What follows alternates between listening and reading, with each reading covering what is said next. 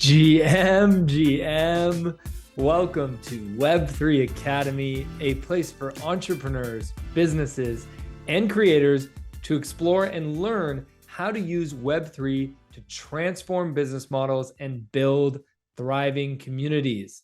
I'm Jay Bird, and this is Kyle Reedhead, and we're here to keep you on the forefront of technology so you don't fall behind.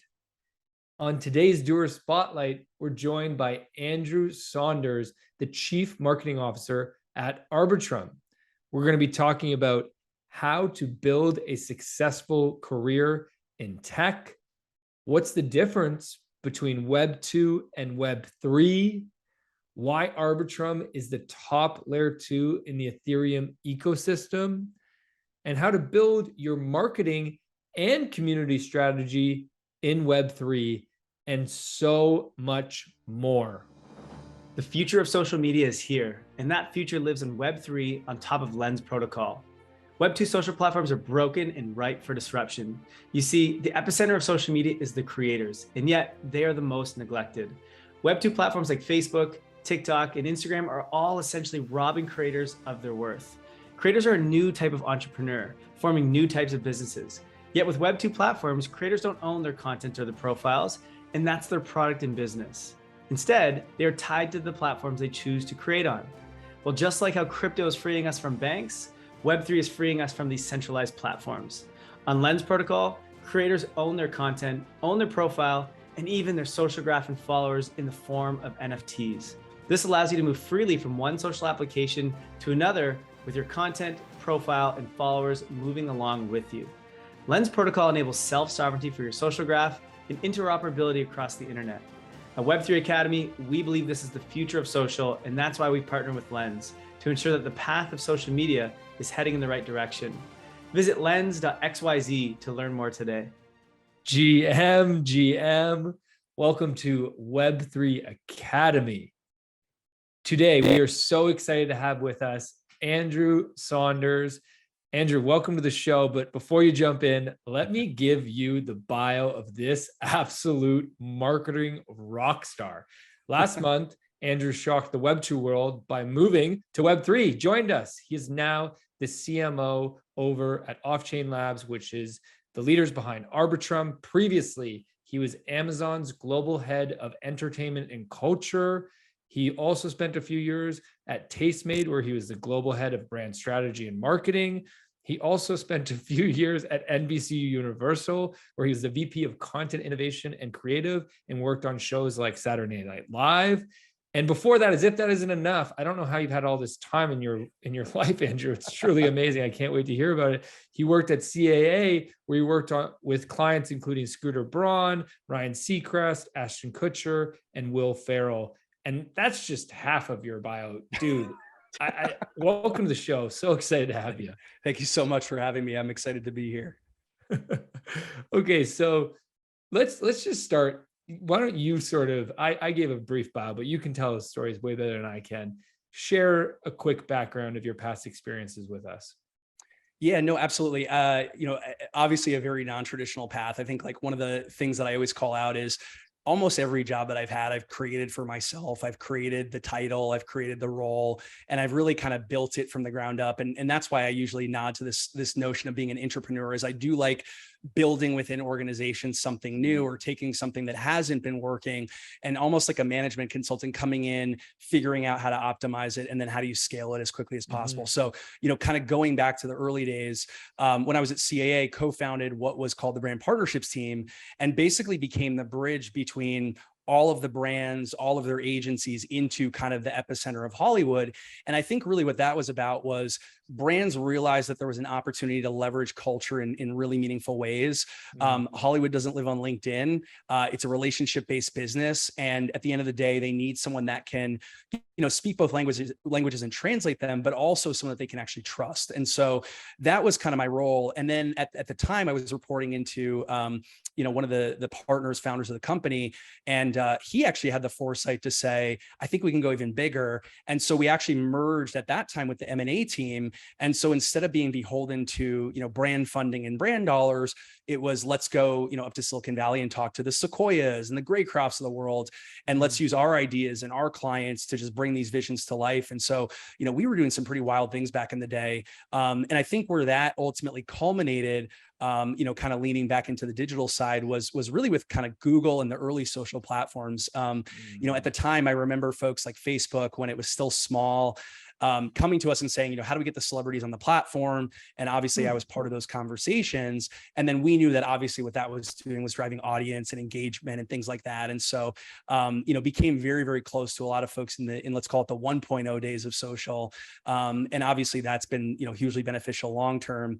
And then on the Google side, they came to Hollywood with this $100 million grant, to basically start to launch and incubate next generation media companies. And so I was on, let's call it the Tiger team there, that was really helping to kind of build and incubate those that we were then bringing to Google for funding. And at the time, and I'll get to this in a second, one of those companies asked me to actually be a kind of founding partner with them. Still a little early for me at that point to jump ship. But then NBC Universal called, and the quick background on that was, while inside of a talent agency, basically built my own media company. And so we were actually buying and selling media on YouTube, but leveraging our clients as the content creators, because it's like, who makes better content than, folks that have the most hit shows on TV, or great storylines and things like that. And so at that point in time, I started competing with NBC Universal on deals, and they turned around and basically said, "We don't really understand what you're doing or how you're doing it, but stop and come do it for us." And it was a little bit of like, name your title and move to headquarters and we'll figure it out. And so, that brought me to NBC Universal, where the goal was, let's build, an in-house marketing agency that actually has a good business model behind it. And you saw this wave happening with all the big media companies for a while.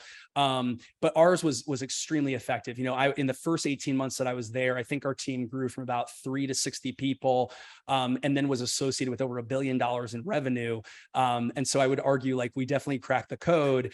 And, as we started to do these pretty massive, marketing campaigns with folks like Amazon, we took a step back, and my coming from more of the kind of creative content side said, why aren't we working with like the best creators underneath the NBC umbrella? And Broadway Video, who funny enough had also been a client of mine when I was at CAA, creators of, SNL and a lot of those hit shows. We basically went to them and said, why don't we create a digital series together? Let's lean into the super fans that are lined up for this show, for days in advance, and use this to really drive audience and engagement with younger audiences that maybe you're not reaching through traditional television. And so that was the beginning of, first NBC SNL digital series in history. And then, we got really amazing support from Broadway Video. We had all the cast from the show involved. And we ended up getting a pretty significant kind of Webby nomination on the back of that. Then I went to Tastemade, and the quick story there was, once my NBC Universal contract was up, wanted to go more startup side. Tastemade was one of these companies that fell into kind of that Google media funded umbrella. Really liked the co-founders quite a bit, really liked their vision, and basically said, I'm ready now if you guys are ready. Jumped over to kind of build their in-house marketing agency. I think that went from about 3 to 40 people. And by the time I left, it was a worldwide team that was doing a ton of marketing partnerships and campaigns. And then the quick background there was, NBC Universal via Comcast had invested in them. So it obviously made sense for me to jump into the investment to help kind of incubate and grow it. By the time I left, I believe we were doing about 3 billion monthly views across 300 million monthly viewers globally. And then funny enough, Amazon came and invested in us. And then about 2 weeks later said, we know this is a little non-traditional, but how would you feel if we poached you and brought you up to headquarters? And luckily, the CEO of Tastemade is just a really smart, kind guy. He was very supportive. I jumped over and then basically went there to build a brand new marketing practice for them. And I would say the easiest way to kind of think about it is, and you guys know this, it's like younger generations aren't always watching TV. You've got, ad skipping technology. You've got platforms that don't even provide ads, like Netflix pre-ad platform. And a lot of what I had been doing for the, past 15 plus years was figuring out how to either create my own ad products or repurpose things in new ways. And so if you think about kind of what does the future of marketing look like, a lot of what I was tasked to do was figure out things like integrated marketing in television, podcast marketing, sponsorships. And it was a pretty great experience. I mean, I will say, like, folks at Amazon are definitely extremely intelligent. And, part of what was really exciting there was getting access to things like data scientists in places like India to try to crack the code on measuring things that had never been measured before. And we did, which was actually really exciting. So yeah, a little bit of background there for you. I feel like you just managed to get 20 years into 2 minutes. I don't know how you did that. Yeah. Definitely the norm. Take us the next step. And I mean, that story is incredible. And obviously a legendary kind of career there, I guess. But now all of a sudden you went from, the top, Amazon, one of the biggest companies in the world, and you made the jump over into Web3.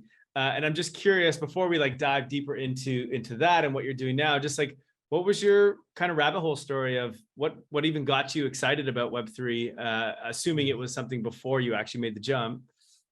Yeah, no. It's a great question. I mean, I think at a high level, the best way to look at it is, for my entire career, I've lived at this really interesting intersection of, technology, entertainment, marketing and media, on a global level. Right. And so you name it, I've probably been exposed to it, whether it's, a category of marketing, a country to market in, product marketing, business marketing, brand marketing, B2B, B2D, these are all things that I've touched. And so I think, at a high level, I look at things differently. And a lot of times what I say to myself is, well, why can't the model from this industry be applied to this industry? Or why can't I create a new model where I take this aspect and this aspect and merge them together, right? And so I think at the end of the day, for me, one of the things that I'm always looking for is kind of what's next? How do I continue to learn? How do I continue to upskill myself so that I continue to stay kind of ahead of the pack, which I think as a marketer is just so important, right? And so, I had known it was probably time for me to go into a new direction. And, long story short, started talking to a lot of venture capital friends. I'm an LP in a fund myself.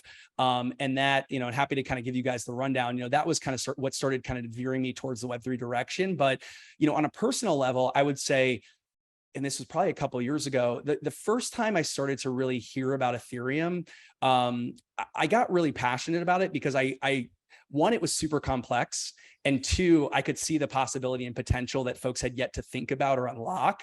And so I would say, my rabbit hole was definitely Ethereum. And then once I got into Ethereum, I started to kind of dive deeper into different sectors. So one of the little tips I give for all my new hires is download CoinGecko, go into the category section and start to understand what all these categories are and look at the market leaders and start to maybe listen to podcasts about them, because there's so much news out there. It's hard to filter fact from fiction and, authenticity from speculation. But that was really my start. It was I'm passionate about Ethereum. I'm going to try to learn as much as I can about Ethereum. And then that evolved into, let me understand all these ecosystems, what they are, what they mean. And then that evolved into, let me better understand the industry leaders in each of these areas and why they're leaders. And, even with that non-traditional brain of mine, listening to all these podcasts, I could start to say to myself, that's interesting. I'm bullish on that. I'm not on that. But that was my rabbit hole, I guess. You jumped into Web3 at the middle of a bear market, let's call it. Did that play into your decision at all? Or were you a little bit skeptical of coming in after such a big crash? Or you're just kind of screw it, let's go all in? No, I mean, this is probably the number one question I do get asked pretty frequently. Okay. I mean, I would say, a couple things I would just call out. One, I don't come from money, so as a kid, I didn't have a ton of money and I was a super happy kid that loved life. And, I think as I've gotten older and I've gotten more successful, a lot of people are driven by money. I'm not. There's actually three, which I can talk about if you want. There's three kind of factors that I often look at in terms of, when I'm looking for a job or I'm looking for a company or I'm trying to make a decision. And I would argue Web3 pretty aggressively checked all three of those boxes for me. And so it just didn't matter to me whether or not it was a bull market or a bear market. And again, I think at a high level, in my opinion. I think bear markets end up being the best times to join because it's a great time to build, right? If you're in the middle of a bull and you can barely keep your head above water with the day-to-day, how do you build a significant organization, processes, systems, all these things, right? Yeah. You're probably up till 3 a.m. every single night doing that. And I'm definitely up late right now, but I would say, being in a bear is definitely advantageous when you're in builder mode. And I'm definitely a builder. I mean, that's what I do, is come into companies to build. And then I would say, in addition to that, one, it's just so early. Because I've always been a little bit ahead of the curve, when I look at like when I first got into AR and VR and all these different technologies, you forget kind of how long it takes for mass adoption to occur and how many factors are oftentimes out of your control, or what the price points look like to achieve that level of adoption. Mm-hmm. And so I also said to myself, like, I still think it's very early, even though natives don't think it is. And I'm definitely a long-term thinker with a long-term mindset, not a short-term thinker. And then I would say, the other two things just to kind of call out are, one, I definitely believe in a lot of the higher level kind of goals and ethos of Ethereum, of Web3. I've worked with cybersecurity companies in the past. I've been, again, a tech digital guy for 15 plus years. So there's a lot of things that I think this world stands for that I just personally believe in. And again, that's one of the things I probably care about sometimes more than money. And then lastly, if you want to just jump into Arbitrum specifically, it was a pretty easy decision for me. I mean, I knew I wanted to go into kind of either a data oriented company or an infrastructure company. Again, very quickly narrowed that down to, let's call it, about 5 companies. What was interesting, I think, with those interviews was some of them, I knew pretty strongly that like it might be a place that I wanted to go. And I was using that as a way to kind of, confirm my assumptions or check certain things that I wanted to check, for my own stability. And there were others where, candidly, I had no intention of ever working there. I was like, if I'm going to go to that company, this is a really great way for me to get a little bit of competitive intelligence before I go. And I won't tell you which fell into which category, but, with Arbitrum, I think like, just looking at the boxes for me as an investor, not even an employee, founders, like, the founders of Arbitrum, in my opinion, are truly unparalleled. Like, if you look at Ed Felton's background, I mean, this guy was in cybersecurity earlier than anyone, from a research perspective. He was deputy CTO of the White House, touching things like cybersecurity for our entire country. It's really hard for me to, even in my head, name 5 other people that come close to Ed.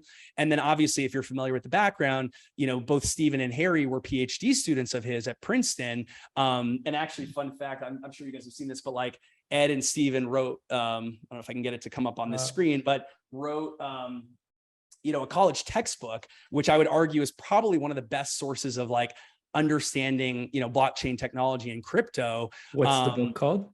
It's called Bitcoin and Cryptocurrency Technologies. Available on Amazon. But you don't work there anymore.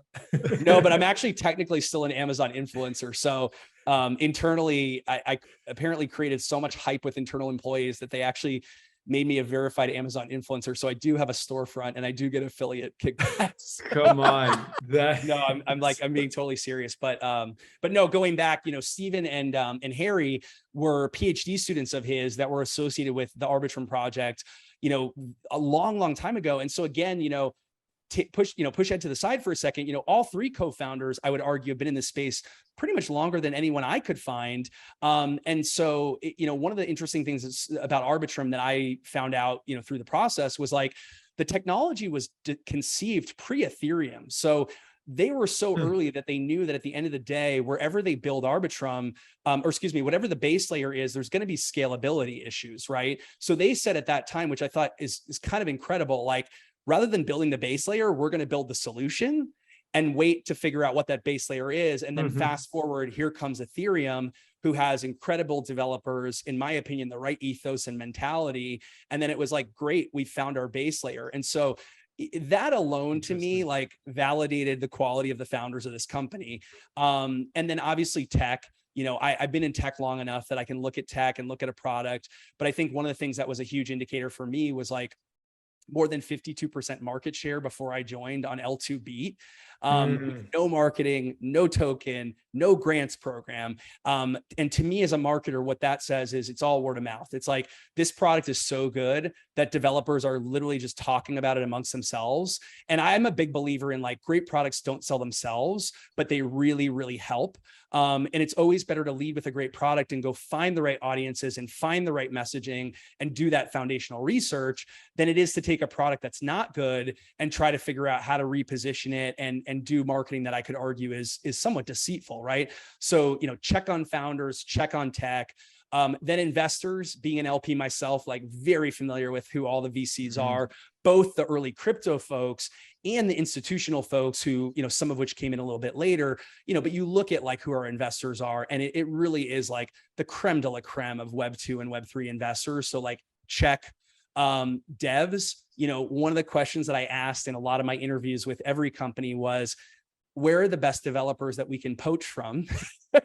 And literally everyone said like, oh my God, like the developers at Arbitrum are next level. And I can tell you, like having been here now, they are. Like the founders are incredible, but like our internal developers are equally as incredible. I mean, these folks are just, they're next level smart.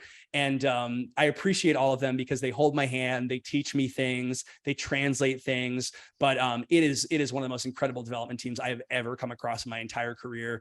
And then partners. So again, this goes back to the L2 Beat side, but like, if you look at the ecosystem on Arbitrum One, which you can easily access through like a CoinGecko, or go to our portal pages, and then you look at the ecosystem of Nova, which is like a relatively new chain.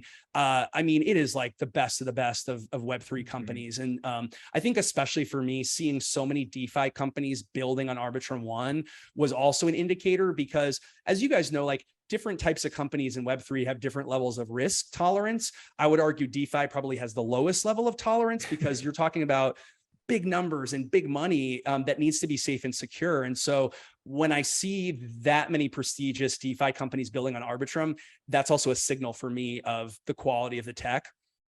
And then the last thing, so like, again, I'll go through the checklist. So founders check, tech check, investors check, developers check, ecosystem partners check.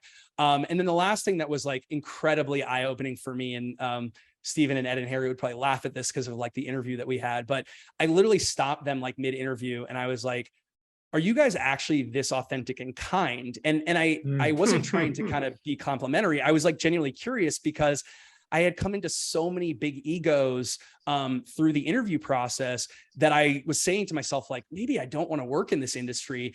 And then these guys were they were so kind and basically told me like, we've built our entire company on this culture of kindness.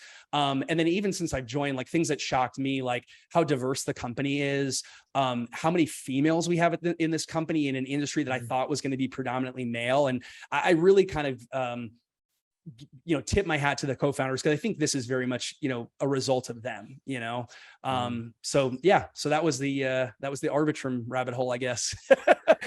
Love it. But before we get into the next question, I just want to set some Yeah. context here on Arbitrum for a second. Oh, sure. You basically went through it, I think, but for the listeners who aren't really sure of all the things you said. So there's about, I don't know how many layer twos on Ethereum, but 20, 25, 30 at least that are building on Ethereum.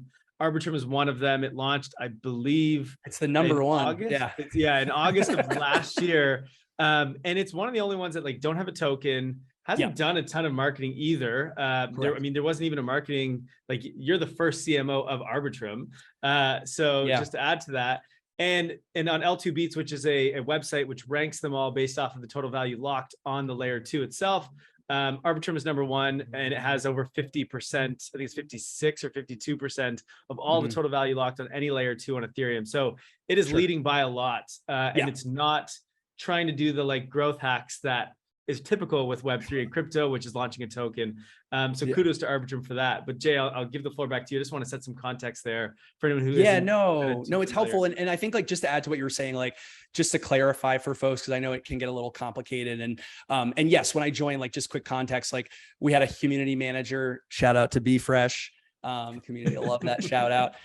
Who is incredible. Like I adore him on a personal and professional level. But yeah, when I got in here, I mean, I was our first marketing hire, and the two of us used to joke like each of us is 50% of the marketing team.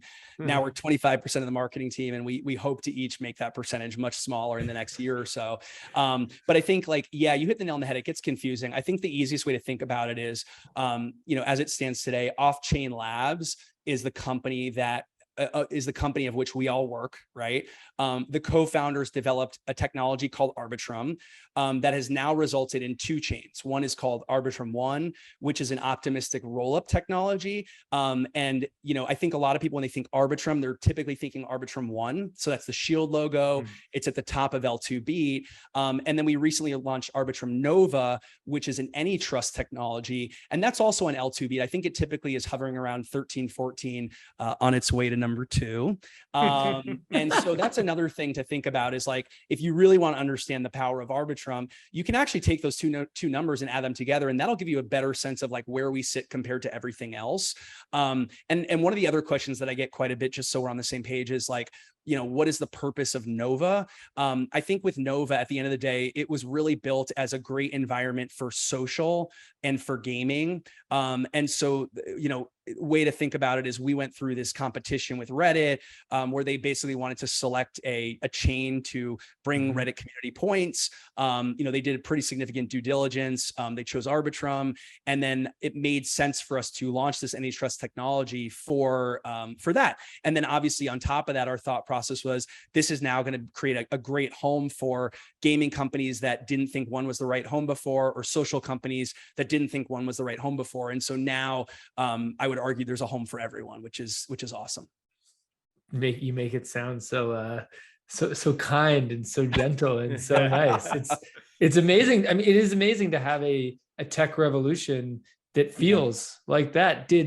I'm just curious, and there's so many threads we could go down here, Andrew. Yeah, sure. But because I do think this is something that is not talked about enough, is the difference of the feeling of Web3, the people and the culture of working in Web3. And it's a bit of an aside, but you have experience from Web 1, from Web 2. You were there in the beginning. Do you notice a difference in the culture after you made this move? Yeah. I mean, I definitely notice a difference in the culture. I mean, I think one of the things that I always find interesting is like whether folks want to be called crypto or Web3, right? So yeah, you know where this is going. And so I like the joke that I have, I think I posted this earlier today, is like I self-identify as crypto. And I think anyone that is on Twitter can see that pretty quickly. But I would say like, and this is very true, I don't just mean this to BS, like on the inside I'm Web3, like I've always been a very inclusive leader, a very kind leader. This is now going to be the 5th organization that I built from the ground up. But like, what most people end up telling me is you're so different from any manager I've ever had. Your team culture, like this was actually an interesting one. We did a focus group thing at NBC Universal, and I got a call from HR, and they're like, "What's going on?" And I thought I was in trouble, and they were like, "Your team scored highest on job satisfaction in the entire organization." And that was because I intentionally created a very different culture for my own team versus the rest of the company. And so, yes, like I definitely noticed a difference, but even right now, I think the things that I notice are, it's obviously a much younger industry. And so a lot of what I see online and on social, I wouldn't go as far as to say like, this is crypto. I would say this is a younger generation that like grew up on social, that understands it, that's more open, that's more transparent. And I appreciate that. And then I think there's this interesting, ecosystem of crypto versus Web3 folks. And I would argue like, you can tell who someone is pretty quickly. Like if they're, every day it says, "Good morning, we're all in it together," they're clearly Web3. If it's like, "Good morning, time to build," like you're probably a crypto person, it's yeah. So yeah. I can see a great meme there of the different GMs and which GM means which one you are.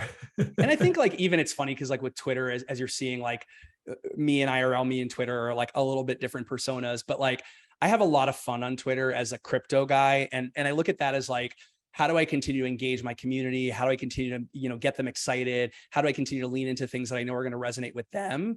And a lot of times I'll joke back at folks, or I'm, responsive to them, and it's all in good fun. I really, at the end of the day, like, have so much love for everyone in our community and folks that are like exploring our community. I would say I never see myself as someone that's going to attack someone for speaking their mind or for disagreeing with something. It's, this is a place where, like, I would say the most intellectually curious people live. And like that level of questioning is part of, I think, what makes, let's call it Web3 so special and exciting for folks, like myself. One thing I just love is that you refer to it as our community. Like, there's a big difference right away, right? If you were back at Amazon, you wouldn't be saying our community, you'd be saying our customers, right? Like, there is this big, shift that's happening in Web3 of this focus on community. Anyways, I don't want to pull on that. No. I think like one quick little thing to say on that front is, and I think I put this on like Twitter at one point, you name a consumer brand in North America or international, like, I've probably worked with them to some extent, right? Some $150 million projects, some $150,000 projects, right? And I think at the end of the day, part of what I did in every one of those projects was, like, I used it to gain intelligence. Like, I would ask them, like, what's working for you? What's not working for you? Like, what's the secret to your success? And sometimes these were like, founders of companies. Sometimes they were CMOs. Sometimes these were, heads of marketing or media heads.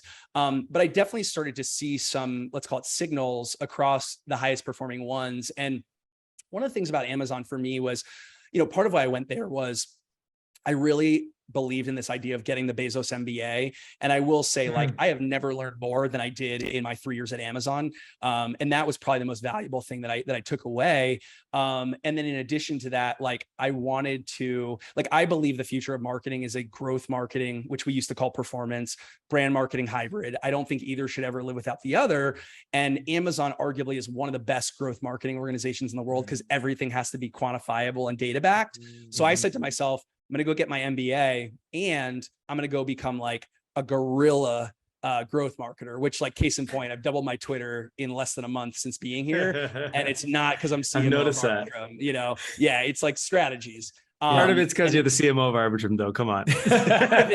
Part of it's yes. But I would say, where that comes from, though, is it's less about, I would say, folks following me out of speculation and more folks following out of love for the community and looking at me as like an integral part of that community. But anyways, to take a step back, like, I know I went on a tangent there.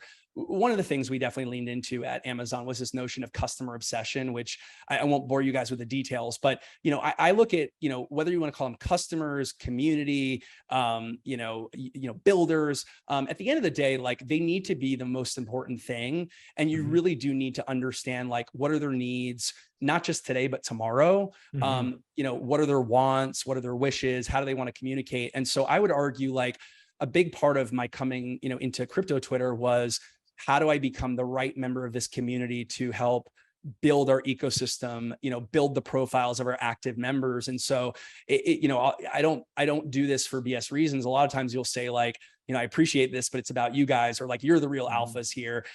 Because I truly couldn't really care less about building my personal brand. But I do care about building our ecosystem, and I do care about building our ecosystem partners, our most vocal voices, because at the end of the day, like, we're all going to succeed together, and someone the other day, I posted something on Twitter that said, like, where do you want to see the Arbitrum logo? Like, dream big, go crazy. And someone was like, a rocket, or maybe it was F1. I think someone said like an F1 car. And I said something like, might be hard for me to justify the ROI, but if there's space for every single ecosystem partner on it, and that's kind of how I think, how I think about some of that stuff. And F1 companies, don't call me. You're already emailing me enough. But yeah, I mean, that's how I look at it. And even if you kind of look under the hood of like what I'm building right now in builder mode, a lot of what I'm building is strategies and plans and archetypes to benefit our partners and ecosystem as much as ourselves. And, you could call that my experience with AWS, back in the day. But I've also worked in things like cloud computing, machine learning, autonomous vehicles. And so when I meet new partners in our ecosystem, the good news is like I can typically understand it pretty quickly. I can translate into layman's terms, and then I can quickly say to myself, got it. Here's where I could see them plugging into some of these bigger picture things in the future. And it's not about money. I don't need all of our ecosystem partners to write big checks. Sometimes their value comes from, contributing to a prize pool, but sometimes it comes from them having a large audience that they can leverage or their own community to leverage. And sometimes it could be something like completely unexpected. And so, that's my lengthy answer for you. I love it. I actually want to pull on your marketing hat a little bit further here. Yeah, sure. So, Arbitrum, a layer 2 of Ethereum, a very complicated concept for most people to understand. I'm just curious, when you were coming into this, and now you're a few months in here, like, let's take us high level, and you don't need to go into details. I don't want you to give away your secrets, like keep those within the Arbitrum world. But I'm just curious, how do you market a layer 2 blockchain? Like when you were coming into that, just what were you thinking of? Like, okay, here's my strategy. Did you have a game plan, or were you like, I don't know, I got to get in here and kind of figure this stuff out? And then kind of just walk us through maybe the high level, like what is that game plan there? Yeah, I'll think about what I can share.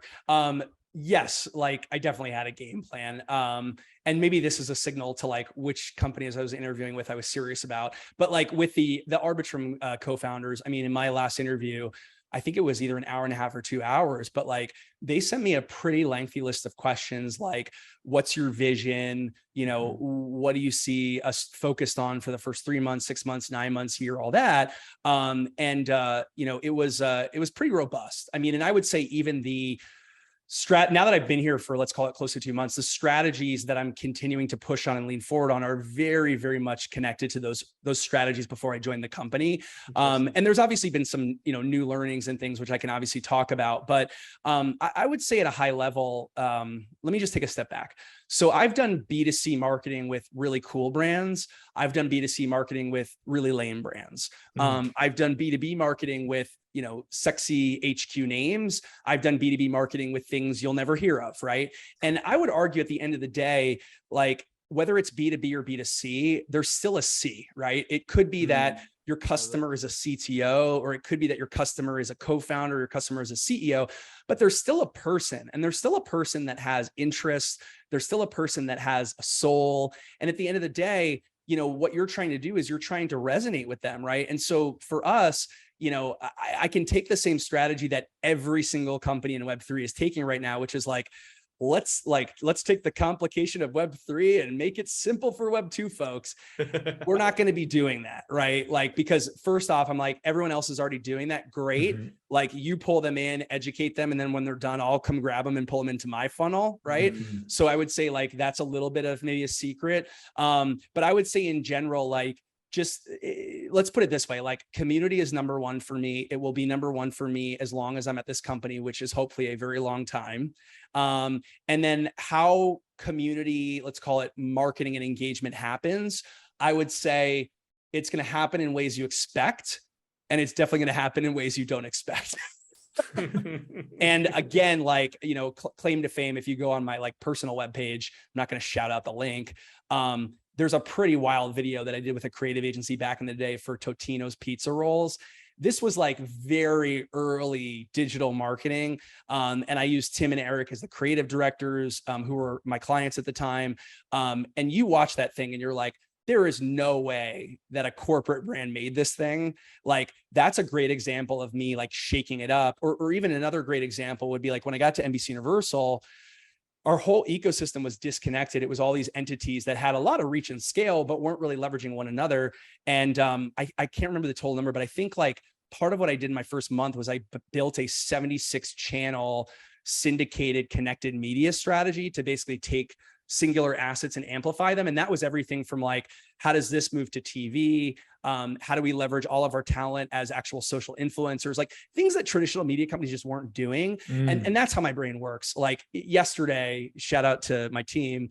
I'm this stream of consciousness, but I threw them this crazy idea. I was like, I have this idea. Tell me if I'm crazy. Here's how it starts. Then here's what that triggers. Then here's what that triggers. And they were both like, this is incredible. They're like, how did you think of this? And I'm like, I just think of we call it associational thinking, but one of the things I used to tell all my marketing talent was go expose yourself to as many diverse things as possible, because then what you're going to do is you're going to start to connect the seemingly unconnected. And that's when like the biggest ideas come out. Like there's a great book called, I think it's called like Steal This Idea, or like Every Idea is Stolen. And really what that does, and I agree with this strategy, is it's like, take something that's great, figure out how to reskin it, make it your own. It'll be just as successful, which I agree with. But I think the things that really like break the internet are things that have never been done before. And typically, I think the way to create those things is literally by taking models from different industries and bringing them into new industries, right? Which I guess you could argue is a little bit similar to the Steal This Idea, but not really. You're not taking a marketing concept and reframing it. You're taking something totally outside of marketing and bringing it into marketing. Yeah. And is that part of the reason why you moved too? Is this, you get to have more fun and be a little bit more crazy? Like you seem like you love these like big ideas, and being obviously at an Amazon or an NBC Universal, there's, much more bureaucracy, and you have a big team, and, it's a totally different process to push things through. Totally. I mean, it's hard to say, like, shout out to Amazon. Like Amazon is so different. I mean, they gave me so much autonomy, so much freedom, so much trust on day one. Like I did feel like I worked at a startup, and I will say, like, the leadership of my organization was incredible. They would push me to quantify things. They would push me to prove things. But like a big part of, growth marketing and Amazon as a result is test and learn. And, I would come in every 6 months or every quarter and say, here's some crazy ideas I want to test and learn, here's how much money I need to do them. And I don't think once I ever got to know, like it's, and obviously it's contingent on the team you're working for and the leadership, but like the XCM team that I worked for was a pretty special organization of people in general. So I would kind of caveat with that. NBCU, as you would expect, is definitely more corporate, more bureaucratic. But I think at the end of the day, it's like the faster you can show the reasoning behind something, the faster you get from point A to point B. And so best example is, at NBC, when I first got there, they were like, we're trying to pitch folks like One Direction to leverage the power of NBC Universal. And they're like, we know, celebrity talent, like, why don't you lead the charge? And we were able again to like stitch together everything. We had a game show happen on the Today Show. We did an entire takeover of Universal Orlando. I mean, we had celebrities lighting up social. We integrated into all these cool things. And I think what that was just, I would go to every kind of media partner and basically talk about like, one, here's how this is going to benefit you on an individual level, both marketing and P&L. And then two, and I believe this, like, I think good ideas can come from anywhere. And so I would tell leaders of all those different NBCU companies, like, listen, here's my idea, but like, if you have a better idea, I'm all ears. And so I think the second folks said to themselves, okay, one, like this guy genuinely is kind. Two, this guy genuinely is not trying to steal my job. And three, he's giving me an even bigger platform to play with and bring my brand to life. Like that was kind of what unlocked, I think, the success of that, $1 billion plus revenue stream was all of a sudden, all the NBCU companies and partners were like, we love Andrew. We want to work with Andrew. We want to do things with him, because there was no sense of threat. And I think like even on my own team, it's a big thing for me. Like I really try to create a culture of safety and security, because the safer folks feel, the more crazy they're going to get, the bigger their ideas are going to get. And you can always pull someone back, but it's really hard when someone's pulled back already to push them out, Yeah, absolutely. So yes, I love crazy ideas. I love how also you're such a marketer. I can't get you to say anything bad about anybody. You're towing the line. Listen, like full transparency. Like I definitely am a big believer in karma. Like there's a great book I read when I was like 22 years old called The Power of Kindness. But at the end of the day, like I want to look in the mirror and feel good about myself as a person, as a contributor to society, as an employee, as a manager. And so this is me. Like even, anyone that's interviewed for a role on my team will probably tell you like, oh my God, he did like a 40-minute pre-call with me to prepare me. Like what? Or even like one of the folks I hired at Amazon, I coached for probably 10 hours because that's how much I believed in that person and wanted them on my team. And she just was like, wait, what? Like that never happens. And I was like, it's happening because I believe in you. And like, this is the type of manager I'm going to be when you get here. And I think that's maybe a big difference that I see with some of the younger kind of managers coming up, is that they really do care about the personal and professional success of their people. Not to say that, older generational managers don't, but I would say like, there's been less folks that I've encountered, that have done that for me. And so I at least try to be the type of manager that I always wanted to have, so that I can kind of, one, pass the buck, for folks that have done good in my life, but also just try to like inspire them to be these types of managers in the future, so that the future of marketing leadership looks much more like this, I can see that people are very important to you, right? It's all about the person. And I think Web3 really embodies this, because Web3 is all about community, right? It's about bringing people together. And you've mentioned community a few times. You've mentioned the Arbitrum community. I think there's a specific call for the Arbitrum community. What is that? You don't. Sorry, we don't have all right, we'll play this game. We don't have an Arbitrum call, even though comment below with a potential Arbitrum call, or actually yesterday, I think I tweeted like all of our ecosystem partners could come in and do a call off. Like, one of the things that I do love about Arbitrum and the community is like how strong the communities of all of our ecosystem partners actually are. Mm-hmm. So for example, like Treasure DAO, who I really like, I've spoken obviously to leaders there quite a bit. Incredible community. Like, those guys have just done an incredible job building not only a great community for Arbitrum, but a great community for themselves.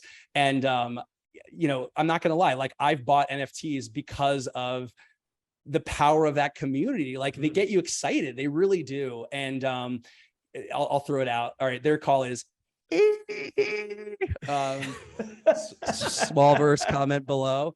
And then there's other communities, like we have Lost Donkeys, where it's like literally anything you write, they're like, ah. So I love this kind of stuff. Like, I just think like, I hate marketing speak, but like a lot of people call it sonic branding.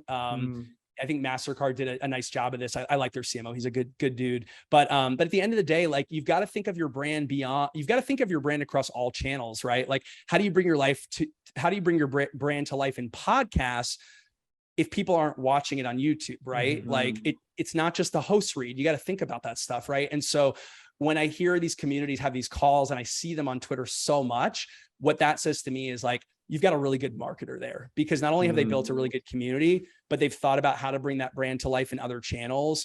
I would argue, like, especially at Treasure DAO, like, there's some good marketers over there for sure. And then obviously, if you look at like, GMX, which a lot of folks look at as kind of an Arbitrum sweetheart story. I mean, not only did they build just in such an incredible, like, active user base and community, but then you see things like Blueberry Club come out, where like, here are folks that are now so bullish on GMX that they're buying NFTs to like signal their community.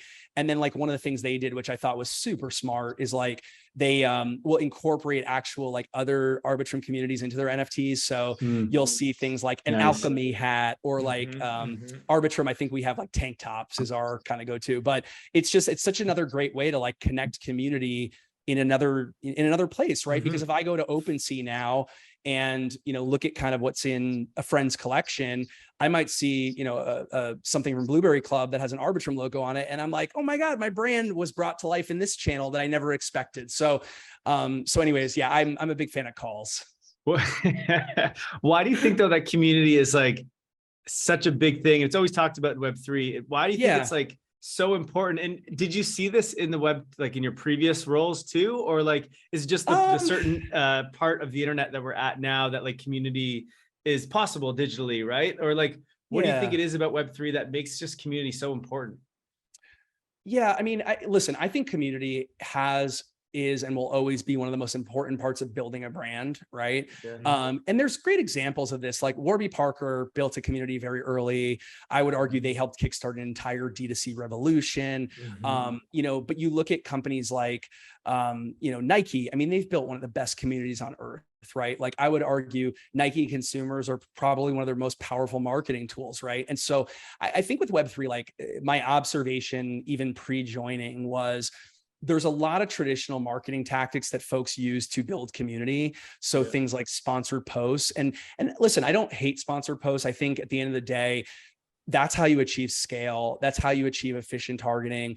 I would argue a lot of brands aren't good at that, because I see the ads that hit my news feeds or my scroll, and they're not relevant to me, which means they're probably not doing a great job targeting. Or when I see the same ad run 3 times in a day, I'm like, they don't have saturation caps turned on. These are all like marketing talk. Sorry if I'm going too far down the rabbit hole, but I think at the end of the day, like, part of why it's probably even more important in Web3 from a marketing perspective is like, you can't build your, let's call it customer base in inauthentic ways because folks will call you out on that instantly.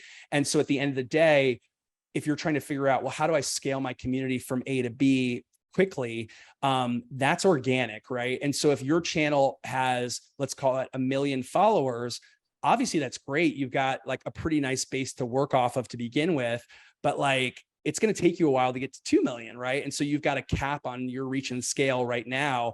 And so if you can empower, ecosystem partners, quote unquote influencers in your community to become word of mouth marketers, all you're doing is continuing to generate organic, earned, whatever you want to call it, media that's just going to help you build and scale faster. And so I think at the end of the day, like, I almost look at community as word of mouth marketing 3.0.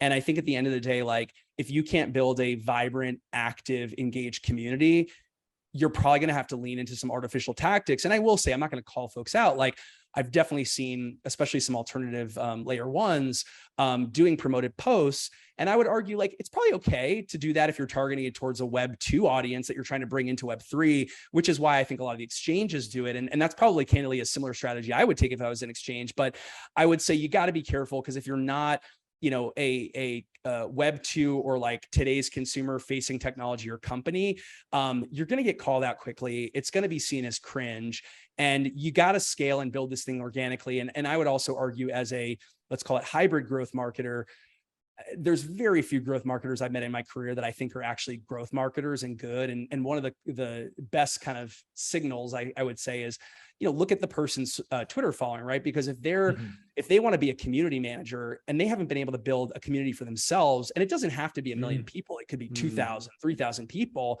But like, you guys are a great example. I think you guys have like over 8,000 followers. Like, you've clearly built a community for your podcast, right? And so if I were going to launch, a podcast and try to build a community around it, I might say, well, those guys have already done it, because I can see the number right there. When someone to me says to me, I want to be a growth marketer for you or a community manager for you, and they have 0 following, what that says to me is one of two things. Either they've never focused on building their own audience, which I think is a miss strategically for them as people, or 2, they don't know the right tactics, Absolutely. Yeah. Because by the way, it doesn't take a lot of money. It really doesn't. Right. Take I mean, it's great advice. Spend time building your own following. There is so much benefit to be had from that. I've got to ask quickly, how do you see community versus marketing within an organization? Do you think community falls underneath marketing? I mean, there's this, everybody's trying to figure out strategically where this fits and how best to approach it. So I don't know if you want to speak from how you guys are doing it at Arbitrum, or if you want to speak just more generally about how you see it and how you think it fits. Yeah, I'll talk more general. I mean, I think, yes, it's a great point, because I think when you hear the term like community manager in Web 2, where your head instantly goes is like social media manager, right? This person's managing Twitter and Discord and whatever other channels you think make sense. And that means they're looking for signals, engaging with the right things, creating valuable content, responding to questions, which I think is huge. Like, I really do believe that like customer service is part of the community experience. And I think companies that don't reply to their community members are making a huge mistake. And if you want to create a separate account that replies to that stuff, so be it. But like, at the end of the day, like, you can't leave those questions unanswered. I think that's just bad business. But I think at the end of the day, the way I look at community in Web3 is it's both online and offline, right? So you've got community that takes place in Discord and on Twitter, and those might be different, folks, by the way. Like, we have, for example, a Twitter channel that's more developer oriented. We've got a Twitter channel that's more broad oriented. I'm sure there's a little bit of crossover, but like, I would argue they're probably somewhat different audiences, right? And both of those audiences, or let's call them communities, need to be engaged and managed a little bit differently, right? So shout out to my awesome dev team, like Daniel G, who probably a lot of folks know, like, he does an incredible job with our dev Twitter, right? And he's a developer. And so like, he's a great person to answer technical questions and, come up with content ideas that are going to resonate with that community, right? When it comes to offline, it's really no different, because, you could be having, for example, a meetup event where the average attendee might be the same person that follows your Twitter, who just is a maxi and excited about your technology and excited about your community. Or you could have, like for us, we're doing our first largest hackathon ever at DevCon, which like, oh my God, the RSVPs are out of control. Like we, I think had a 200 person cap and we crushed that thing like weeks ago. And folks told me like, oh, most RSVPs happen week of. And so as a marketer, I was like, oof, like, I don't want to wait until last minute to know we have the right amount of people. And so thank you everyone that RSVP'd for letting me sleep at night. But like, that's a great example where like, that's an IRL community event. But it's a developer oriented community that's down there. You know, they're building, you know, on Arbitrum and, you know, maybe with partners TBD. But like, I think that's the most important thing is that I think community lives both online and offline. I think within community, you have subsects, or in marketing, we call it segmentation or personams. And so I think the key thing to remember with community is like, one size is not going to fit all, right? Like we're obviously this giant ecosystem and a place for builders to come. And so there's a little bit more for us to manage, but like, I wouldn't be surprised if long-term, you know, I've got community managers who are all very different from one another and are managing communities that are very different from one another, or engaging with them in ways that are completely different. But I guess that's probably at a high level, maybe the best way to answer the question. Yeah. That's a good answer. Speaking of community, we had our community, Web3 Academy community, who were tweeting a bunch of questions about Arbitrum. Most of them we are not going to ask because they were technical questions. They all start with the letter W. Yeah. Or that, exactly. But I do have one question that I do want to ask. When Arbitrum first launched Odyssey, actually Jay and I covered it a lot on our weekly roll-up because thank you guys. Like this is going to be a really good marketing tactic, we thought. And we were just kind of telling everyone, you can watch this happen. You can see it on chain. You can see the results. And so now everybody's copying it with mediocre names. Yes. And so I'm just curious, we had to pause that, and you don't have to talk about that at all, but is that something you're going to bring back up? Are you going to, because I don't think you were on the team when Odyssey was launched. Maybe you were, I'm not sure. But is there going to be a new strategy to that, or what can you tell us? Yeah, I mean, I'll give credit. I mean, that was the brainchild of Mr. B Fresh. But yeah, I mean, that's one I can answer. Like, so yes, speculators going to speculate at all times. And by the way, on Twitter, like, just so everybody's on the same page, like, I'm never going to respond to those questions. So just stop. But I will play with you. And so if you write it, expect a humorous response that you didn't expect. But, you know, just know, like, I'm not going to answer those questions on Twitter, but I will tell you guys, like, yes, like the Odyssey is definitely resuming. I know exactly when it's resuming. I'm not going to obviously disclose that today, but it is coming back 100%. And it wasn't paused for any, you know, reasons that had to do with like Nitro performance or technicality or anything like that. So I would just say, like, in general, you know, at any company, you're always going to have different company priorities, and those could be company priorities, product priorities, partner priorities. And I would argue, like, there's a lot of big things happening, as you guys know. Like, we just launched Nova, we just announced partnerships with companies like Reddit and Google Cloud.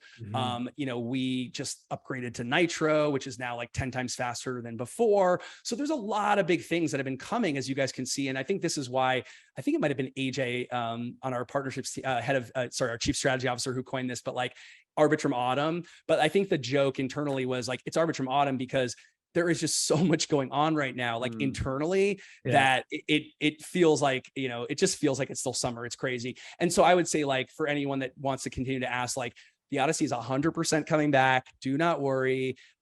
Like, patience is a virtue. And I get it. Like, a lot of people want to knock marketers with the whole soon and the eyes and all that. So that's why I don't respond with that, because, like, I don't want to perpetuate the nonsense, but, like, I'm not going to respond to you, but, like, the Odyssey is coming back. Do not worry. Oh, and the other thing for folks that missed it is we have now the #1 guild, which is kind of awesome. So again, brainchild of B Fresh.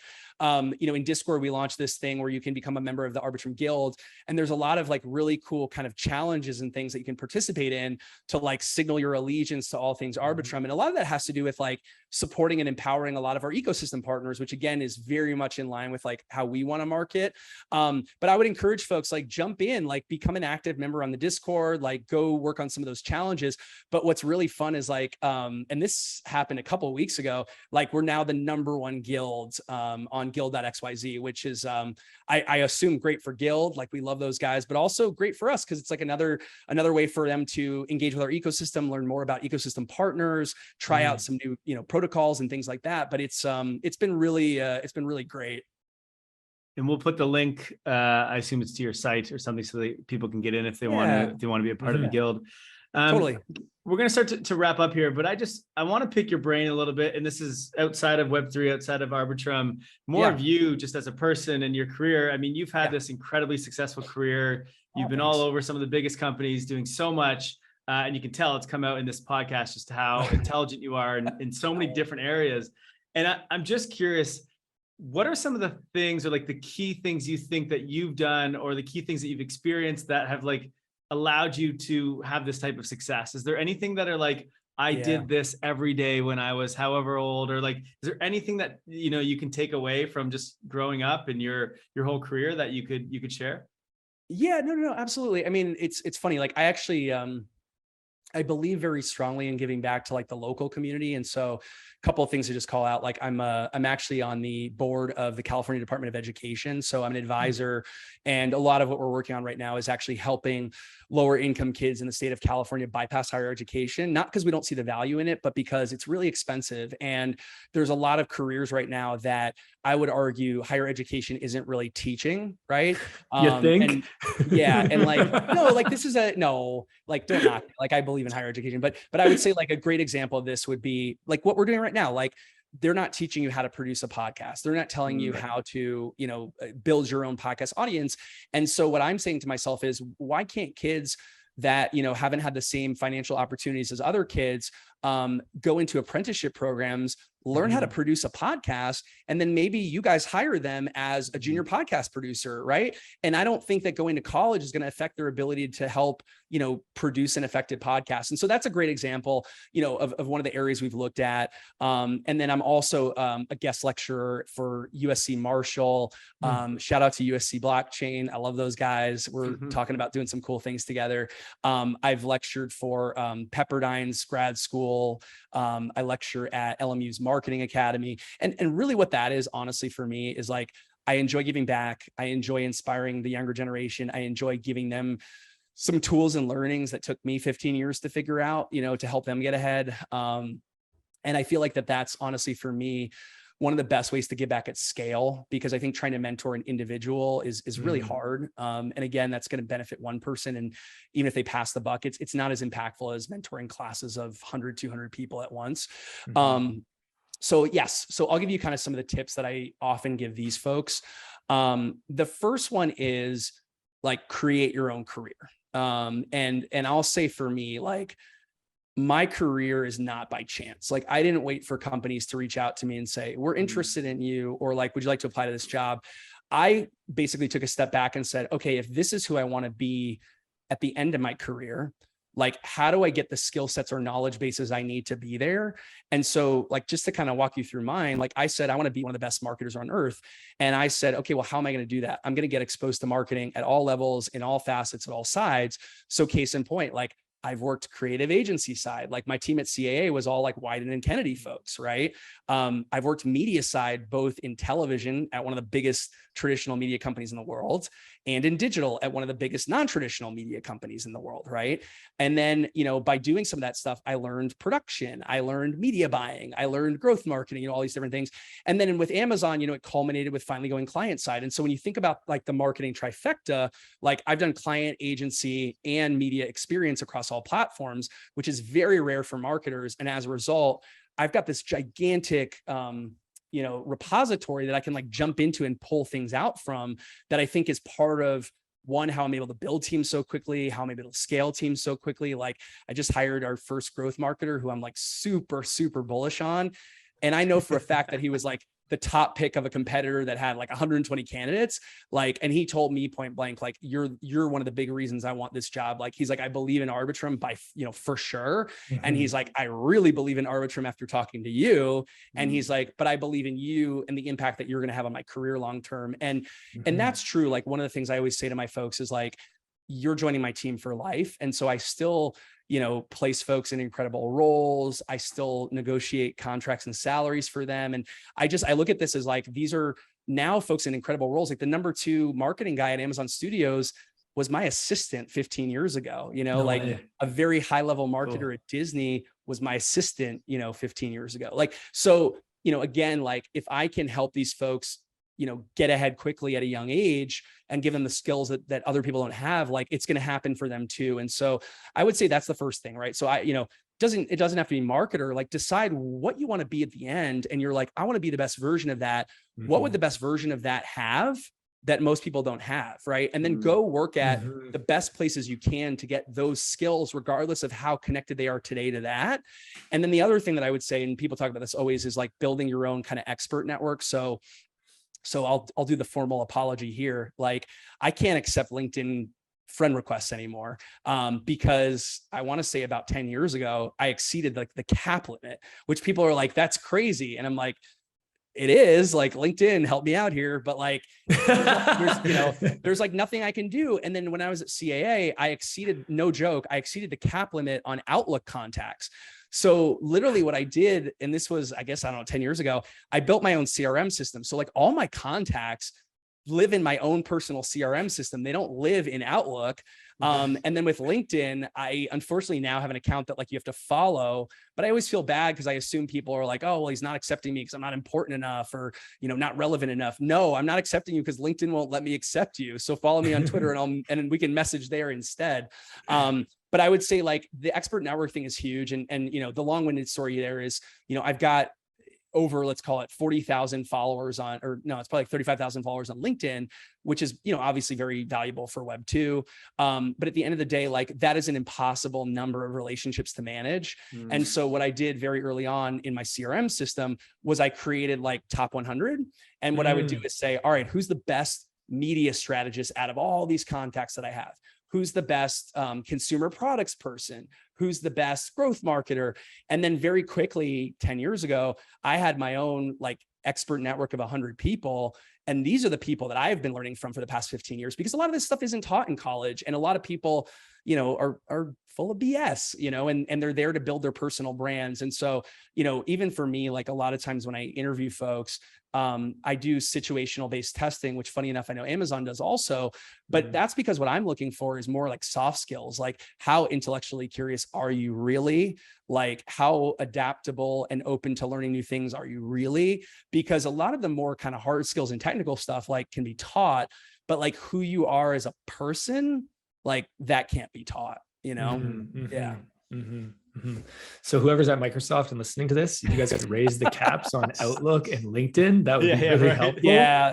And I actually love the folks at Microsoft. I have a lot of good friends over there.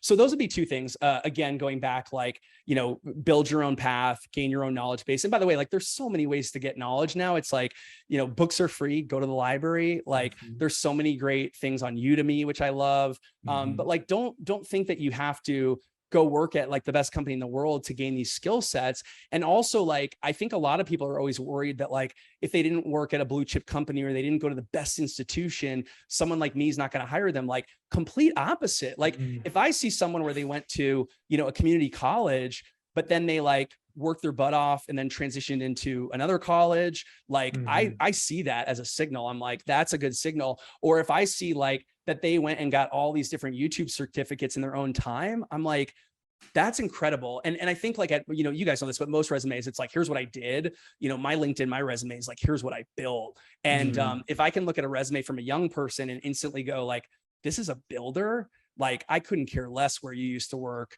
or where you went to school or even how relevant it is to crypto, as long as they're interested in crypto and Web3. And then let's see, I would say another thing, there's two other things I would kind of call out that are valuable. So the first kind of goes back to that first thing, which was like building your own skill set. So one of the things that happened to me when I was at CAA was we were still in what I would call a world of specialized skills, right? And every company wanted like the best creative director that had been a creative director for 10 years. And if it was for an auto brand, they wanted you to have been an auto creative director for 10 years, right? And I would argue like that is the most short-sighted mentality of all time, 100%. Right? And so a lot of recruiters that I became very close friends with over the years would say things to me like, you're a unicorn. I don't know what to do with you. And what I would tell them is, introduce me to your smartest people, because they will instantly know what to do with me, what to call it. Or I will come in, and I did this with a 5-page PowerPoint presentation that tells them exactly what to do with me and what the benefit is. And that's honestly like how a lot of my jobs came to be, was like that type of conversation. And so what I would say is like, it's not a bad thing to be a master of something, you know, but it's also not a bad idea to be a jack of all things. And the reason why I like being a jack of all things is, one, it gives me a broader, you know, view from the sky on everything, which I think is super, super valuable. And two, I can adapt in 2 seconds into something else, right? So if all of a sudden, you know, paid marketing falls off the face of the earth, I can go be like a design leader. If all of a sudden like AI and Dolly are doing every single piece of design, I'm a copywriter, right? And so I think like having, and so I think having like a diversified set of skills and value propositions is like, it's so important for your longevity and future. And so I always say to folks, like, go build that future skill set and try to make yourself a unicorn, right? And I think it's also like how you pitch yourself to companies. Like, and this is what I would always tell other unicorns that I talk to, is I would say like, you need to basically pick a lane, and then everything else needs to be value add, right? So like for me, I'm a creative marketer and entrepreneur, but I'm able to do B2C, B2B, B2D. I'm able to do omni-channel. I'm able to do every international country and region. And so they look at me and they go, wow, this is like a marketer that has so much added value on the back of it, right? Whereas if I go in there and go, I'm one part marketer, one part creative director, one part media strategist, one part brand builder, of course they're going to go, we don't know what to do with you, right? Because that's like confusing, right? So I think that's another thing to call out. And then I'll give you kind of like the last thing, which leans back into maybe one of the questions you asked earlier, which was like, why did you decide to go to Arbitrum? Like, you know, how do you decide, future career opportunities? I'll give you kind of how I evaluate job opportunities, because I think it's very, very simple. And I think it's very, very valuable. There's 3 things that I look at from like a value proposition, right? So the first is obviously compensation, right? I think the biggest thing in this bucket is you always want to be paid what's fair. But I personally believe that you never want to be greedy in your ask. And the background there is like, if you're greedy in your ask, you're probably going to be the first one to go. And I would argue from day one, there's always going to be this question of like, were they really worth that much, right? And even if you are, and I guess this is more of maybe a startup mentality and like a big business mentality, like if you're coming into a startup, like you are an owner in that company, right? And the last thing you want to do is take away more money from the operation of that company to fill your own pockets, when it could be used to further grow and propel that company, which is going to end up being a much bigger opportunity for you down the road than your annual salary, right? So I think that's an important thing to think about. Like, you always want to be paid what's fair. I've gone through exercises, just so you guys know, where like I created pay parity for an entire organization of females, because I was like, you guys are underpaid, in my opinion, for like what your value prop is in the market.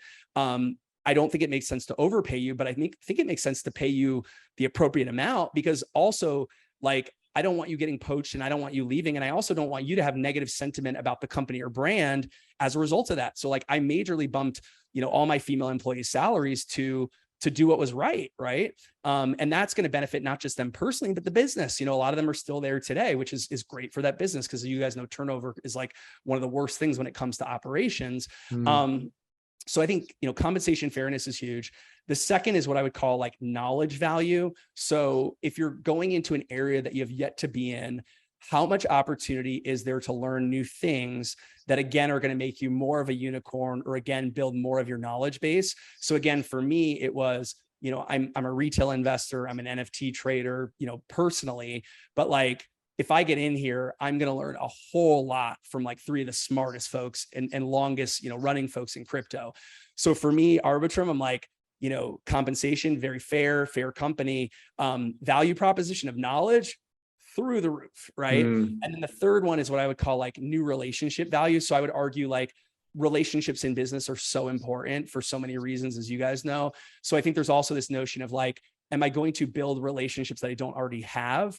And so, take a step back for someone like me, that means, incredible developers and builders in this world, venture capitalists and financiers that maybe I don't already know. It might be, for example, like native community managers that are awesome at organic growth marketing that one day belong in, traditional companies. So I think like for this job, for me, it was so easy. It was like, compensation value check, knowledge value triple check, new relationship value triple check. And so it was an obvious decision for me. I think where a lot of people make the mistake is they might be up for two different jobs, and one of those jobs is willing to pay them, 2x the base, or it has a more lucrative bonus structure. And then what's happening is they're looking at it from just that one lens, and then they're not saying to themselves, holy crap, like I could have gained so much knowledge over here that would have made my price point even higher than that in the future, or I could have had this Rolodex of relationships that was going to end up actually bringing me that future opportunity that pays 3x. So I think like those three pieces are really how I look at everything. And then a lot of people tell me like, when do you know it's time to jump? And it's like, if at any point in time, I feel like the market has changed and my compensation is no longer fair, I'm going to vocalize that and see how they respond at any company, not Arbitrum. Knowledge value, if I feel like I've extracted as much knowledge as possible, either from my own company or my partners or the industry as a whole, the second I'm not getting value there, I start to look at that and go, and then the third thing is the new relationships. If I'm like, okay, I now have all the relationships that I really need, because you don't need every relationship, then that starts to dwindle. And so I would say for me, like what typically drives me jumping to new companies is a new opportunity comes in where the knowledge value proposition is significantly higher than where I'm currently at, and the network relationship value is significantly higher than where I'm currently at. I would say those tend to be two biggest drivers for me. And like most folks that really know me now, they can sense when the jump is coming. Like you've now got the problem after doing this show of F1 is going to call you. Yeah, okay. A bunch of young people are going to call you for career mentoring advice. A bunch of people in Arbitrum are going to ask you to mentor them internally. Actually, I genuinely, I will say though, like I do spend a lot of time with folks at Arbitrum, and I would argue like, the co-founders have been like amazing mentors for me so far, because they know I'm not native. They're like, you're a guy that loves crypto, but like you're not native. And we acknowledge that. And so I'll just give them a quick shout. Like, those guys spend so much time with me, helping me deep dive into topics that I don't know, explaining things to me using metaphors. But like, it's nice for me to also be at a company where like, I feel like I have, 3 mentors from day one that I really am like learning from and benefiting from. And then on my side, like, anyone internally that reaches out to me that like wants help with something, like I always, right? Because at the end of the day, like your own company culture is so important. And I'm such a firm believer in like, I guess we'll use like Web3 speak, like you return your coworker Slacks before you return anyone else's, right? Because the last thing you want to do is slow down your own people or slow down your own team. But I think like it's just such a wonderful group of like gigabrains that just really support each other. And I would argue like the notion of mentorship at Arbitrum is like, it's like a spider web. I think honestly, a lot of people are mentoring a lot of people for different reasons. And I've got, Be Fresh, mentoring me on things that are crypto native, who's, significantly younger than I am, because I'm like, I can learn a lot from him on a topic that I'm not an expert in, even though I don't like the word expert in general, Yeah. I want to give you a chance before we move on to the speed round to give the shill for Arbitrum. Tell us. You gotta love a good shill. Yes. Yeah, I'm gonna try not to sales pitch it to you guys. I'm just gonna kind of nod to some important things. And I think again, like one of the things, just quick, another shout to our community. One of the things I love about the Arbitrum community, because it is so active and vibrant, even during a bear market, like people that I have lunch with literally tell me like crypto Twitter is dead, but I see so many Arbitrum posts. And I'm like, I promise it's not all me, it's all the community. But what I love about the Arbitrum community is like a lot of times questions are directed at me on Twitter, and then community members who I don't even know who they are just jump in and answer them. And I'm like, yeah, that's correct. And I love that. Like, that's one of the things I actually appreciate the most about our community, is just like how supportive everybody is of each other. But all right, let us shill. So let's talk Arbitrum for a second. So Arbitrum 1, which I know we talked about a little bit earlier, is the first fully operational leading Ethereum to secure scaling solution. And I think the first fully operational is really the thing to lean into there. Like, this is real technology. This isn't speculative. This isn't vaporware. Like, this has existed for over a year. The Nitro upgrade was obviously a bit of a celebration of, a 1-year kind of mainnet launch. So operational, I think, is kind of the key word there. And then one of the things is like, we are obviously continuing to accelerate numerous Web3 landscapes. And the easiest way to think about that is look at our ecosystems that are being built, look at the categories. If you go to our portal pages, you can see them, which I'll give you, some links to, but like, no one will question the acceleration and activity happening in Web3 tied to Arbitrum. And there was also a really great Bernstein report that just came out that literally said like, Arbitrum has the most engagement of I think any blockchain right now. Shout out to those guys. Thank you for making my job easier. But I think like aside from that, there's obviously hundreds of projects, not just in the US, but like all over the world that have already deployed on Arbitrum One. And I would argue like tons and tons of folks just continue to line up and ask for, portal verification or partner help with onboarding or things like that. But obviously, every single time a new partner enters our ecosystem, what that means is just even more robust, more active ecosystem for everyone. So I think that's the big thing I talk about is the multiplier effect. So if you're going to build somewhere, part of why you build on Arbitrum is like you're coming and you're building in a place that has such a large engaged audience to begin with, right? And I think part of why this community, by the way, is still here in the bear market is like a lot of these folks are builders, right? And builders are still here because they're here for the right reasons and they're here for the long term. And so like they're still on crypto Twitter. They didn't come in just to speculate and pump for like 6 months. Like they came in for probably the same reasons that I did. They're probably going to be here for as long as I am. And so I think like the longevity of our community and the sustainability of our community is just such a differentiator and such an important thing to kind of remember and understand. And then obviously like recent edition of Arbitrum Nova, which we talked about, means gaming and social dApps like Reddit's community points, are now also calling Arbitrum home, right? So that was a big thing for me coming in was I was really excited to know that like, we're not just a home for leading DeFi companies, we're now a home for leading Web3 companies across the board, and I understand for companies that didn't build on us in Gen 1, maybe why, a Nova would have been a better product back then for them. But my argument is like, come multi-chain onto us, right? Or move on to us. Like we're here, we're active. And from what I've been told, like a really kind of incredible developer experience. I'm not a developer, obviously.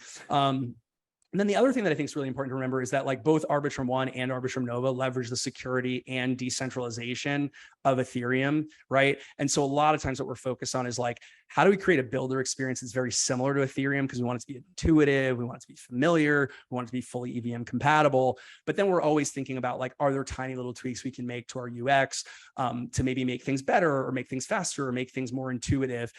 So all I hear from developers is like, what an incredible developer experience it was. And then in terms of just the Arbitrum ecosystem, obviously it's not just for developers, it's also for, users and consumers, but you can bridge your ETH directly to Arbitrum, to natively pay for gas. And that's typically using the bridge. So that's bridge.arbitrum.io.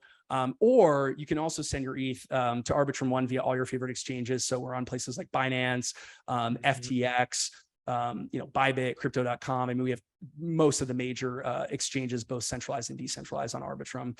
So I think those are two routes to take. And then, again, like on Arbitrum, what I would say is like, both for builders and for users, what's going to happen is you're going to experience like super fast transaction speeds, significantly lower gas fees. And what does this mean? It just means like greater personal and project success, right? So the way I always kind of talk about this with new partners coming on is I say like, you're going to come on here, you're going to build, it's going to be faster, the fees are going to be lower. But then once you're there, like that's going to get passed on to your entire community of users, right? And so if you're building, for example, a game and you're thinking about building it on, a layer 1, or a layer 2, I would argue like that gameplay experience is probably going to be better, which is part of why we launched Nova, because it's going to be faster. The transactions are going to be faster. It's going to be a better customer experience for you as a result of what you're building, right? So that's kind of one thing I always talk about. And then also, right behind me, with the recent migration to Arbitrum Nova, it's now also like 10 times faster than before. And like one of the things I love to see on Twitter is folks that just like use it either post Nitro or use it for the first time, and like it's just like eyeballs popping out of the head. And I'm like, there's a reason we're over 50%. Like, I didn't need to market to you. Just come and use it. You'll see for yourself. And I would just say like in general, like, if you're a developer specifically, like if you want to see why so many folks are choosing to build on Arbitrum again with like no incentives to date, just go to like arbitrum.io. That's our website. You can join the communities where there's obviously insane amounts of engagement and like Arbitrum maximalists. And then you can dive into our developer docs, like shout out to our dev team. We have some really great developer docs, white papers, dev center. And again, I would argue like these are such great developers that like you're getting to read white papers and dev docs from like, I would argue some of the smartest minds in crypto. So like, even for me, like a lot of times I look at that as a place to learn, better than listening to a podcast that might be more speculative or pump oriented, and then obviously if you're a builder, you can bridge your assets super, super quickly. And the thing that we always say, which I thought was, but it's true, is that you can literally build your first app in only 5 minutes. So like tons of developers. Yeah, I know. Because again, if you're already accustomed to like that ETH experience, it's like, I'm already on here, I'm already doing it. And so I would say that's part of what we're so proud of, is that like, you can just get on here and start building right away. You don't have to convert tokens. You don't have to go through any like hoops. It's just so easy. I would say like in general, like part of what we always say is like, what we're really trying to do is make Web3 development the way that it was meant to be, which is it should be secure. It should be cheap. It should be fast. And most importantly, like it needs to be friction free. Like we know that there's already this barrier right now between Web 2 and Web 3. The last thing we need to do is create barriers to building and growth, right? So we really, at all times, really just try to remove the friction. And I would say like part of what I love about the community too, is they're so vocal. Like they'll say things like, here's a tip that I have, or here's something that could be better. And then the first thing we do is just jump on that. Cause we're like, if that's what our community is saying, we should prioritize that, Yeah. Deep bow. Deep bow for focusing on developers and making it easier to build. That's what we need, right? That's, totally. And you said this earlier, it's so interesting. You're not trying to focus on the onboarding of like the new user, learn how to use Web3. You guys are focused on let's help developers build the most secure, the fastest, early. And if like, that's huge. That's huge. Okay. Speed round question. I'm going to fire these questions at you. And if I don't like it, I'll say pass. You can pass. You can pass if you don't like it. Yeah. First question. What's one token, could be fungible or non-fungible, that you'll never sell? Oh man. So do we have to preface this with, this is not investment advice? Yeah, it's easy. I mean, like, I guess I would say Ethereum. Like I own Ethereum. I continue to stack Ethereum. Like I'm just a big believer in Ethereum. And then I'll give you another one, because that's like the obvious answer for me. Chainlink. I love Chainlink as a technology. I love the company. I did interview there also, and really was kind of blown away by like how smart those folks are, how kind they are. And what I found out with Arbitrum, which was interesting, is like how deep the relationship actually is between Arbitrum and Chainlink. And so that was actually something that I was really excited about. When I got here, the CMO of Chainlink like literally reached out to me within a matter of weeks and was like, let's do stuff together. And I'm like, great. I'm like, I would love to. Now I get to work with both companies. But I would say Chainlink's another one where like, I hold on to it because like they just have so much market share. They have such a leadership position. And again, everything that I've seen under the hood of Chainlink has continued to reinforce, I would say, a lot of the reasons that I chose to come to Arbitrum, great technology, great developers, great ecosystem, et cetera. So again, not investment advice, but like those are two tokens that I personally hold that like I'm never going to probably sell. Yeah. Awesome. Something you've purchased recently for under $100 that brings you joy.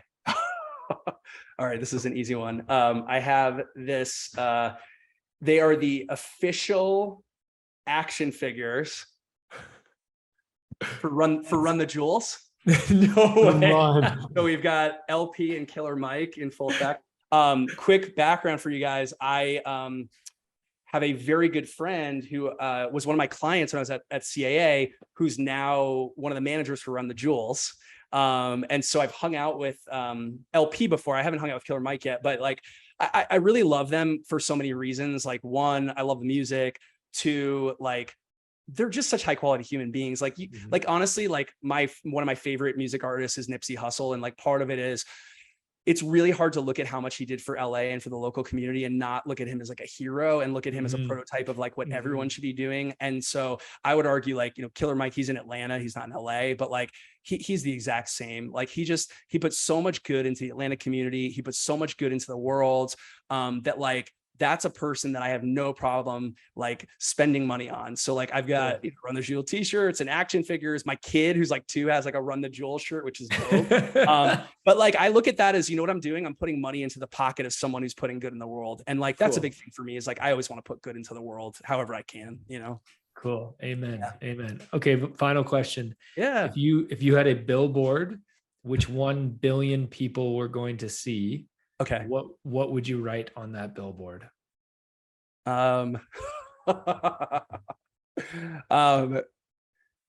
Yeah, I would write Arbitrum has the best community, parentheses, blue heart, comma, orange heart, and parentheses.